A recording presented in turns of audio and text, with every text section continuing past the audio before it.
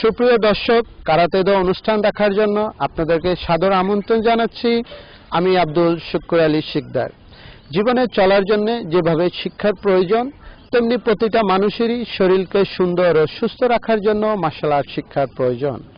বাংলাদেশের বিভিন্ন স্থানে বিভিন্ন আর্টের 1000-টির উপরে মার্শাল আর্টের প্রশিক্ষণ কেন্দ্র রয়েছে। আজ আমরা এসেছি রাঙামাটি জেলায়। এখানে রাঙামাটি ক্রীড়া সংস্থায় নিয়মিত কারাতের প্রশিক্ষণ দেওয়া হয়ে থাকেন। আজ প্রশিক্ষণ দিবেন রাঙামাটির কারাতের প্রশিক্ষক যশস্বী চাকমা। আজ আমরা দেখব কারাতের কিছু ব্যায়াম, কিছু আর্ট, কিছু টেকনিক এবং একটি কারাতে ফাইট। প্রিয় দর্শক, কারাতে ব্যায়াম এবং এই আর্টগুলো আমরা শিখে নিয়মিত চর্চা করলে আমাদের শরীর সুন্দর ও সুস্থ থাকবেন। আমাদের আজকের স্টাইলের নাম শতগান কারাতে, আবিষ্কার করেছেন জাপান। প্রিয় দর্শক, চলুন তাহলে দেখা যাক।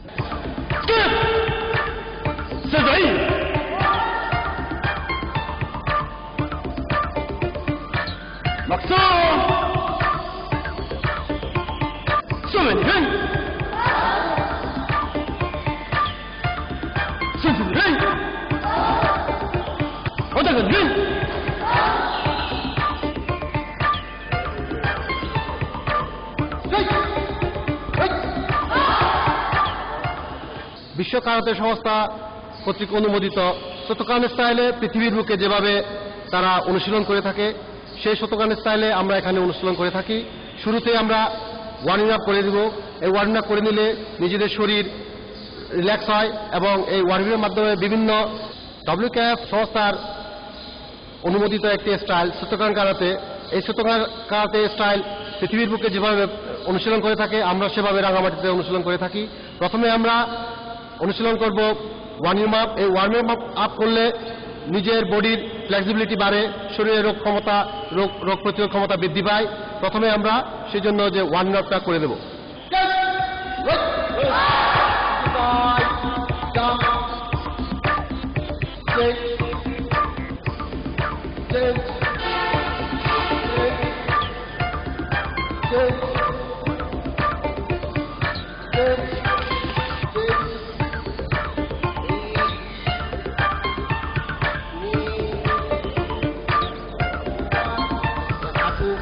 আমরা এই হাঁটু ঘোরালে হাঁটুর এখন কোমরেও তাই। এবার হাত টানা, এটা এবার প্র্যাকটিস করলে চেঞ্জ। এখন সাইড টান নেব আমরা।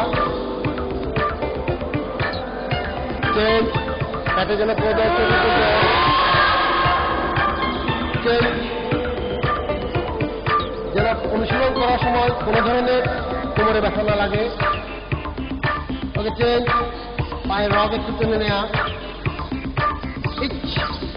নি সাম ডাউন, সামনে আমরা রগগুলো টেনে নিচ্ছি যেন পরবর্তীতে মাসেলসে টান না পড়ে। ইট নি টেন সি গো।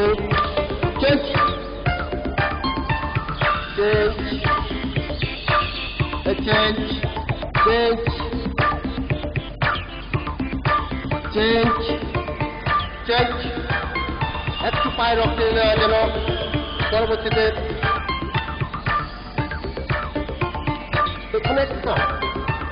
নি ডাইজেস্ট পাওয়ার বৃদ্ধি করে। সে এই চেষ্টা করলে একই জিনিস হয়, ডাইজেস্ট পাওয়ার বৃদ্ধি করে এবং তাতে কোনো চর্বি জমতে পারে না। নি সাম সি গো। একটু শেখা।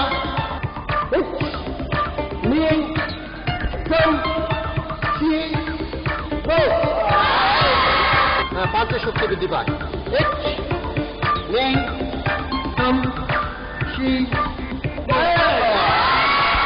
প্রিয় দর্শক, আমি এখন কথা বলছি এখানে একজন কারাতের শিক্ষার্থীর সাথে। কি নাম তোমার? যশস্বী চাকমা। তুমি কারাতে কেন শিখতেছ? আমি শিখতেছি এটা করলে শরীর ভালো থাকে, মন ভালো থাকে, অনেক মানে শরীর সুস্থ থাকে, তারপর সবল থাকে, সেজন্য। তুমি তো ঢাকায় জাতীয় পর্যায়ে খেলতে গিয়েছিলাম, তো ওখানে তুমি কি পদক পেয়েছো? ব্রোঞ্জ পদক পেয়েছো। তুমি কার সাথে হেরেছিলে? আমি বাংলাদেশ সেনাবাহিনীর কাছ থেকে হেরেছি।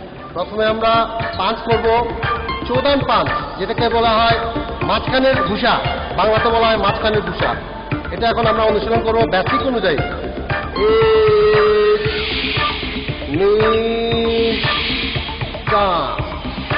স্পিড স্পিডে করবো।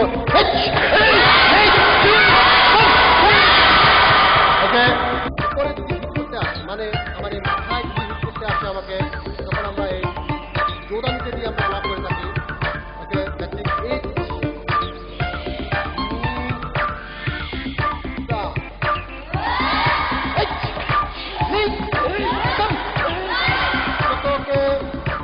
ich, me, da.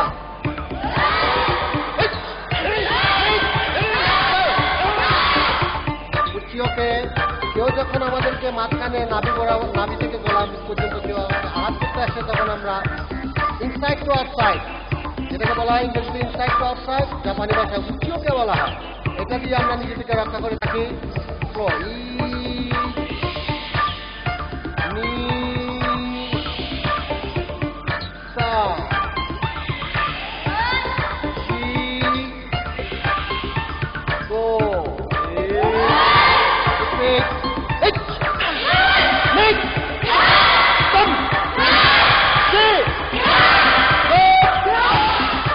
মারলো তখন আমরা এটা দিয়ে নিজেদেরকে ব্লক করে থাকি। এটা এই যে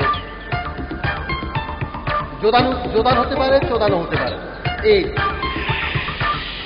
নি সাম শি গো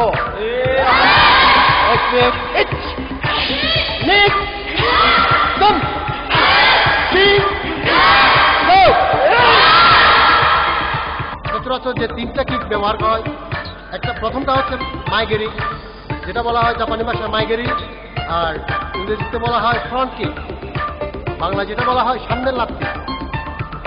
নাও এইচ নি সাম শি গো।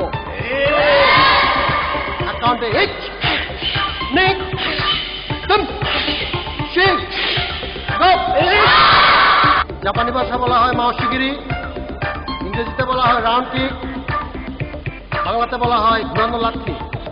ই নি সাম শি গো। অ্যাকাউন্টে এইচ নিক সাম শি গো। আমি এখন কথা বলছি শিক্ষার্থীর সাথে। কি নাম তোমার? শ্রাবস্তী তালুকদার।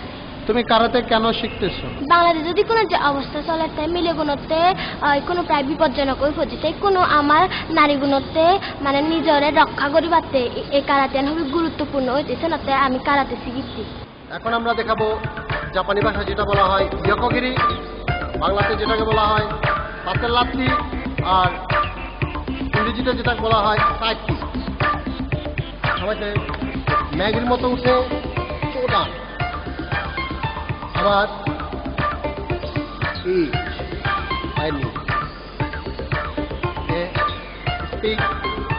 স্পিডে আমি করি এইচ, একবার নি। এটা হচ্ছে ইয়াকগিরি।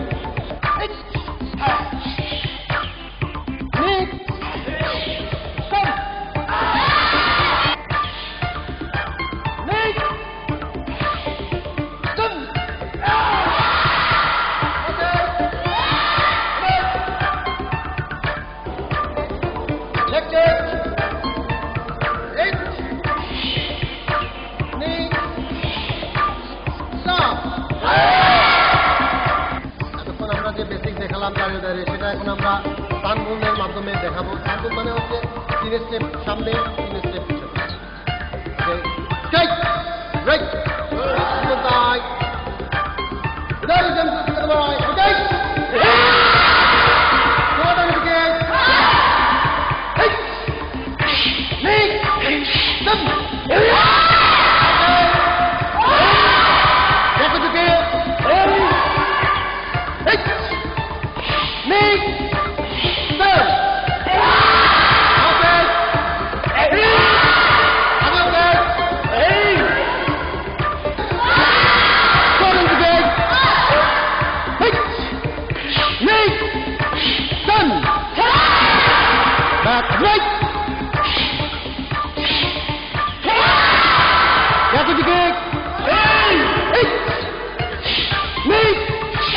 done.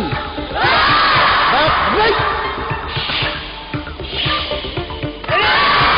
Agar kick.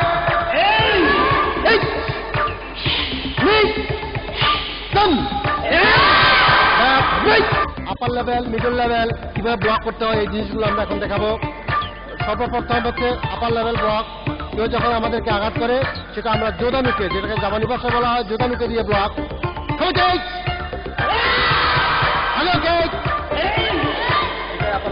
এটাই আপার লেভেল ব্লক।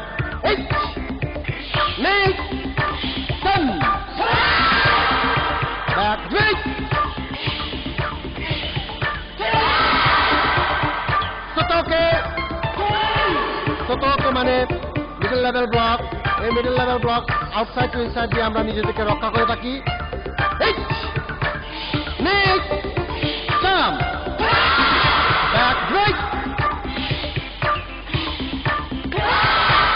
এখন আমরা দেখাবো উচিওকে, জাপানি ভাষায় যেটাকে বলা হয় উচিওকে। কেউ যখন আমাদেরকে মিডল লেভেল ব্লক করে সেটা আমরা ইনসাইড টু আউটসাইড দিয়েও নিজেদেরকে রক্ষা করে থাকি।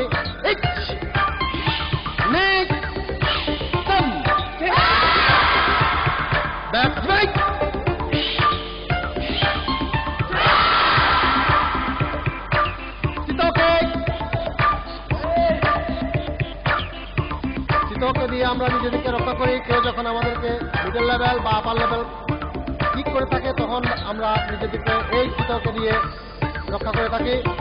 জাপানি ভাষা বলা হয় চিতকে।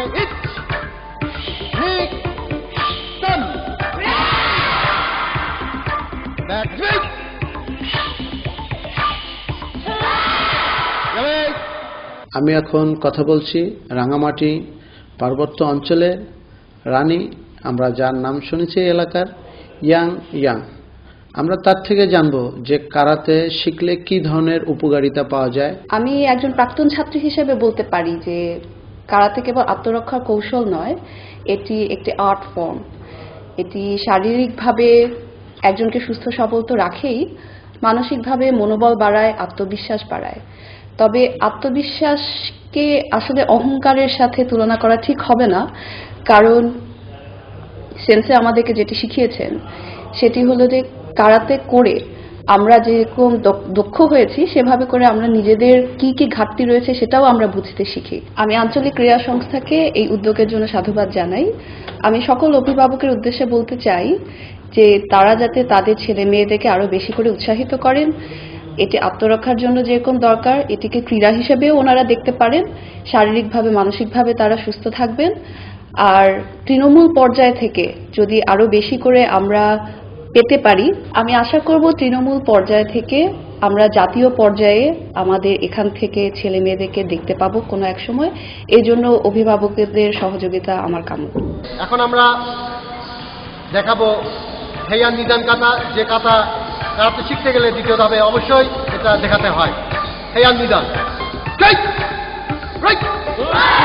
কাতা